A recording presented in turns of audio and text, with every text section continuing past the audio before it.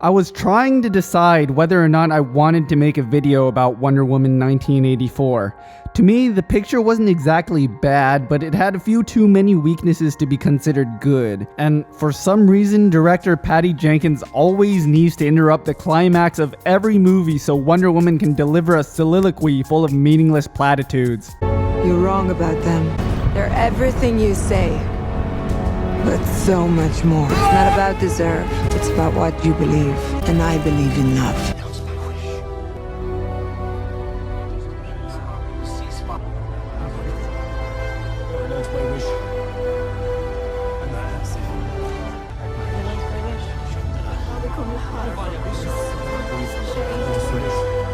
And everything has a price. One I'm not willing to pay. Not anymore. This world was a beautiful place, just as it was. And you cannot have it all. Way to celebrate the status quo, Patty. But today I'm not doing a full movie review. You can go to whatever the fuck movie review channel you want for all that. Today I'll be talking about a controversy that really passed me by when I watched the movie the first time, which is that Wonder Woman is apparently now a rapist. I'll be responding specifically to Shadiversity's video on the subject. Now, let me say first that I have been watching Shad's videos for years now, and he's taught me everything I know about bitching about historical inaccuracies in film. That being said, well, we'll see a bit of his politics in what he says about Wonder Woman 1984. Spoiler alert, obviously. Wonder Woman is now a rapist, and I'm not kidding. Now, this is obviously related to the hashtag #MeToo movement, and I'd like to repeat the usual, rape is a very serious crime and should carry great consequences, but rape accusations are just as serious and must be investigated to the fullest extent line, because apparently people in our rape culture don't know this or something. Onward. Well, you already know from the trailers that Steve Trevor is back. They have his soul inhabit the body of another person. The movie introduces, this guy. We don't know who he is, and he is so insignificant to the film, and is so insignificant to the people who made this film, that they don't even give him a name. In the credits, he's just credited as handsome guy. That's it. He's just a handsome guy. Great way to define someone by a single physical characteristic there, primarily their attractiveness. There's usually a bit of a complaint somewhere in the world about reducing people down to one physical characteristic. Oh god, I can see the manufactured outrage coming. Don't worry, I have those tendencies too. Primarily their beauty. And it's usually a complaint by a group of people, and the creators of this film identify as that group. Oh yeah, I'm talking about feminists as well. Look, I'm not attacking feminists. Kinda are, aren't you? I mean, I agree with like 80% of everything feminists say, but that doesn't stop shitting on brainless pop feminists from being my favorite hobby. If you are identifying yourself as a feminist and rightly pointing out that you shouldn't reduce people down to a single physical characteristic, seems a bit contradictory, a bit hypocritical then, that they've done this to this character here. I mean, not really. One-dimensional characters are pretty essential to fictional stories. Wouldn't want the filmmakers to call him Jim in the credits and then leave the audience wondering who the hell Jim is, would we? Hell, I can characterize a real-life woman like Tommy Lahren as just an airhead for conservatives to fap to without being misogynist. But I'm pretty sure this is just brought up in order to feed into the narrative Shad's trying to spin here. It's confirmed later in the film, when Steve looks in the mirror and sees the reflection of handsome guy, not Steve, that everyone who sees him is seeing handsome guy, and even Wonder Woman technically is as well, even though she is pretending that it's Steve. Well, yeah, because he is Steve, just in another body. I don't get why conservatives can't comprehend the idea of someone's body not necessarily reflecting their identity. I should probably go and figure out how a stone brought my boyfriend back in someone else's body. So she knows exactly what's going on. She knows she just slept with someone else's body, acknowledges it in the film, and she's okay with it.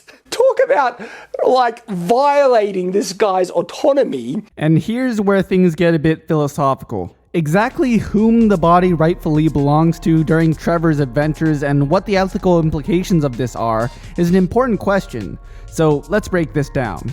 There are 3 ways I can think of for how this personality transfer operates, corresponding roughly to the mind, body, and nihilist theories of identity, respectively. The first theory assumes that everyone has some sort of soul or essence which is moved from body to body. The second assumes that the same body is the same person, and though this seems contradictory to what's presented in the film, we'll look at it anyway. The third theory is that all of it is just an illusion and that handsome guy becomes a philosophical zombie. In the top right corner, I link a video in which I explain why I generally prefer theory number 3, but for now, let's consider theory number 1. Let's say that after Chris Pine blew up, his soul got forced out of his body and is now just floating around waiting for the world to end or something. In this instance, what makes someone dead is not that their soul is gone, since it clearly can come back. What makes someone dead is if their soul no longer inhabits a functional body. Presumably Wonder Woman's wish forced Handsome Guy out of his own body, which means Handsome Guy is now dead, and Chris Pine is alive again. But since what makes you you has nothing to do with your body, Chris Pine now has every right to use Handsome Guy's former body however he wishes.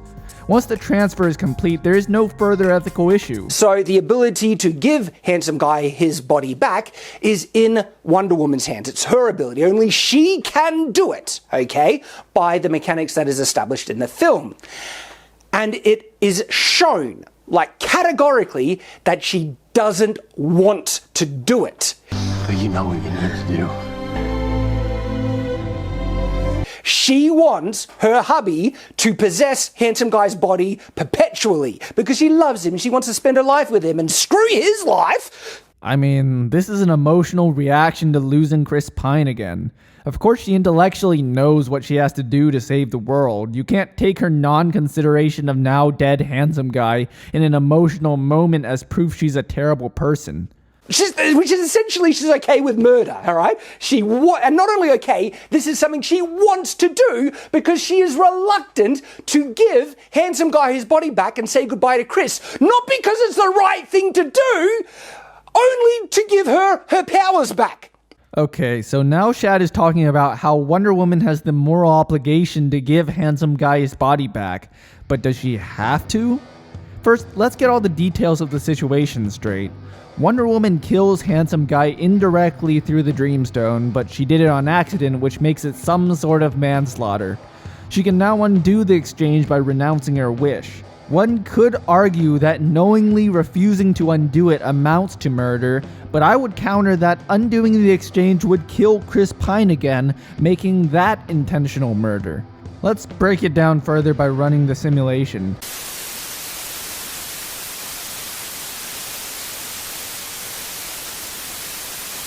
If you think about it, the Handsome Guy for Chris Pine exchange is basically like a one-for-one trolley problem with a strange twist. Let's say there's a trolley problem with Chris Pine tied to one track and Handsome Guy tied to the other. Since Chris is originally the dead one, let's say the trolley is headed toward Chris. But Wonder Woman is wet for Chris and yells out, "Oh my god, someone save Chris!" So the Dreamstone comes along, says, "I'll help Chris," and flips the lever. At this point, due indirectly to Wonder Woman, Chris Pine is now gonna survive and Handsome Guy is now gonna die. You may think flipping the switch in the first place is wrong, though in a utilitarian sense it's morally neutral. But aren't we now in the same situation as before, except with the roles reversed? Neither Chris nor Handsome Guy have any say in this matter at all, so isn't it just as wrong to flip it back? Or worse, perhaps this time if Wonder Woman intentionally flips the lever, it's true murder.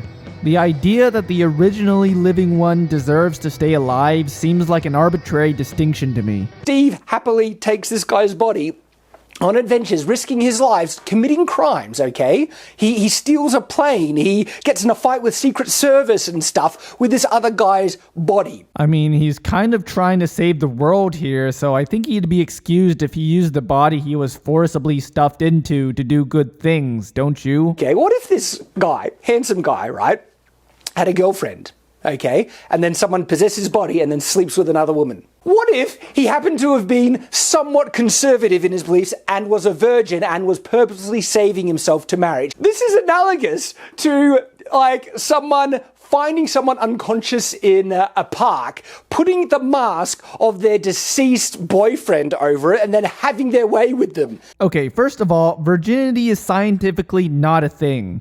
A body doesn't physically or chemically keep track of how many times you have sex. So even if Handsome Guy was a virgin, he would still be a virgin after returning to his literally fucked up body. Because virginity is more about moral pretentiousness than actual physical purity. But let's just say the body is what stays constant. That's theory number 2. There isn't a reshuffling of the souls. Handsome Guy's brain is just manipulated into what Chris Pine's brain was like when he died, making him functionally the same person. In this case, Handsome Guy never goes away. He never dies and he's never controlled by anyone else. He just gets brainwashed into acting exactly as Chris Pine would. Now, this does bring up some questions about things like drunk sex and whether you can actually give consent while in an altered mental state, but I think the answer is still yes, because between any two moments, you are always in an altered mental state. What makes the difference here is whether you're cognitively competent enough to make that decision. And since Chris Pine is easily over the age of consent, and by sharing the same body is the same as Handsome Guy, by definition, Handsome Guy has consented to the act. But okay, so say she unknowingly did it, and then Handsome Guy was actually killed. His soul is dead, and the body was then given to Steve Trevor. He owns the body now, okay? And the stone killed Handsome Guy, and so the body is no one's anymore. Well, that sounds a bit like Theory 3, which is a bit reductionist in nature. Basically, this is the rejection of the idea there was any person to change in the first place. Perhaps what makes a person is merely that they behave in a somewhat consistent way, and that there is no such thing as remaining the same from one moment to the next. If we wanted to morally navigate this, we'd probably define each continuous personality as distinct. But when Wonder Woman revokes her wish, the new Handsome Guy is not the same as the old one, meaning consent isn't relevant. But if we want Wonder Woman to be a sympathetic character who feels real, like a real person, she should absolutely be responding and considering the life of Handsome Guy here. Otherwise, she is a terrible person. The Handsome Guy isn't even on the table in her reasoning. Now, here's where I agree with Shad a bit. I'm one to overanalyze things, and my utilitarian perspective leads me to some unpopular conclusions like the ones I presented. But superheroes aren't supposed to be intellectual. No, Wonder Woman especially should follow the socially accepted morals of our time and display the emotional and innate virtue of femininity. Or something. No, but honestly, it's one thing to seriously consider the ethical implications of personality transfers and come to the conclusions I've reached, and another entirely to simply hand-wave it and continue on with the story as if nothing had happened. Her actions ultimately may have been justified, but it doesn't mean they were morally informed. This is such a profoundly huge character revealing thing in the film, and it's terrible. Like, this is a truly horrible thing that Wonder Woman has done, and I'm amazed that this is not the major, most prominent talking point regarding this film out in the world, okay? In terms of a story, sometimes it's necessary to objectify certain characters because they're not that important, they're just there to serve a role, kind of like what Handsome Guy was meant to do. Yet at the same time, these do represent people, and the way that the characters in the story react to them will reveal much about the characters. The fact that Wonder Woman is so completely dismissive of Handsome Guy speaks a lot. But there are other situations where you might need to objectify a character, like henchmen being killed off by the hero, okay? That's a basic utility in the story that sometimes you need, bad guys to oppose the hero, and you don't have time to go into the ins and outs of their personality and everything like that. And it's easy to just see them as faceless bad guys, and it's usually men. I would wish that this is not be the case, but I wonder, and I really strongly suspect, that if the genders were reversed in this situation, in which it was a woman's body that was overtaken, and a man had his way with that woman's body, that the internet outrage would be far more prominent than it currently is. Oh, it's gender critique time now, I guess. I agree there would probably be more outrage if this was done to a woman. After all, we're socially and probably genetically conditioned to not give a fuck about men. We're fighting against biology here, which is why masculism has never achieved the mainstream popularity feminism enjoys. I've long suspected modern feminism to be poorly equipped to address misandry and toxic masculinity, which is why I call myself a gender abolitionist instead, but that's for another video. It reveals a shocking, statement on this state of Hollywood right here, in terms of either their beliefs, and if we're being more charitable, not their beliefs, but their competence then. Yeah, well, Hollywood is well known for its high quality and uncompromising artistic integrity. And speaking of artistic integrity, allow me to plug my original music compositions. They're free to download at the link in the description below, and any accompanying donations would be put to good use. Bye. I'm and I approve this message.